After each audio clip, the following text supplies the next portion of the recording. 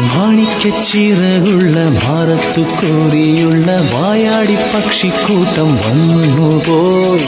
കാടൊന്നു കാണാനായി കൂടൊന്നു കൂട്ടാനായി ആകാശപ്പുഴ നീന്തി കുതിച്ചുപോയി. കണ്ടു മലനിര